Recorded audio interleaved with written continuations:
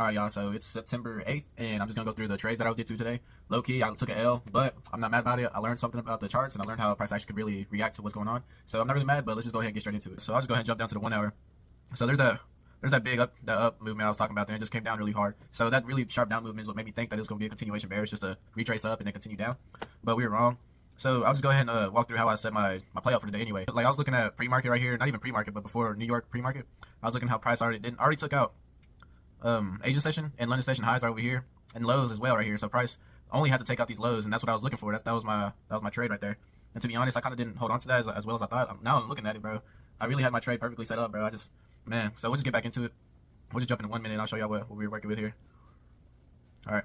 So right here, pre-market, I was spotting out the price, and this is what made me just even more bearish right here. So I saw price accumulating up to this high, and once it broke that was my golden set right there. Hey, look, let's go bearish right there. So I saw how price came down and started chopping, doing this ugly chop. But before that, I was like, man, we're getting a really good resistance here, especially at this high, this key level. I was like, all right, it's perfect for a short. So it hit up there, and so it hit right here, and it came down. I was like, oh, dude, I missed my movement, but I stayed patient. I wasn't tripping too bad about it. And it came right back up and started that chop. That's when I entered. I entered at the highest point right here, so I could get a really good risk-reward ratio.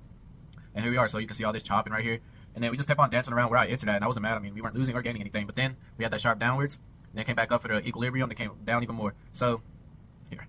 So like I said, I was aiming for this low right here that I put it out earlier, the session low, and that's what I was originally looking at. But I had already drew out this fair value gap right here. I think that's like an hour or 30-minute fair value gap, and I saw that price bounced off of it. So I was like, all right, that might be a good target to look at.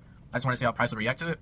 So right here, price kept on bouncing down. Then as soon as it hit that fair value gap, boom, came right back up. I was like, well, maybe it's just gonna keep on chopping again. Well, I was wrong. So price continued going up, and I got stopped out. I was at work. I was busy working on cars. I didn't see that out, but oh well. So I think I was down like not too much, but I didn't want to end off the day off on the negative. So I decided here, let me just get some good little scalps in, and then I'll just finish off the day with that. And then you can see right here, after I got that rejection off that fair value gap up here, I saw some bearish trend right here, and I was just looking at fair value gaps, looking at what we could work on. So right here, I spotted this fair value gap right here, and that's what I was going to work with. So as soon as I saw price reject off that, I was like, bet.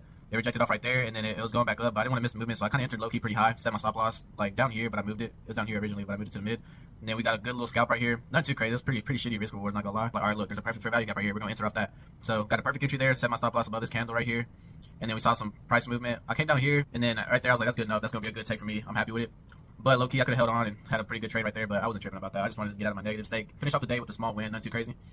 But low-key, that's basically what today held. I just didn't want to end off negative. I was low-key revenge trading, but it was controlled, so we weren't really gonna let it like take us over, and we were just gonna keep on losing, right? So overall, I'm not mad with the day. I'm glad that I learned what to look for and how to change up my strategy, you know. So we'll keep on going, stay consistent, stay on that grind, and above everything else, Jesus loves you, bro. Let's keep it going.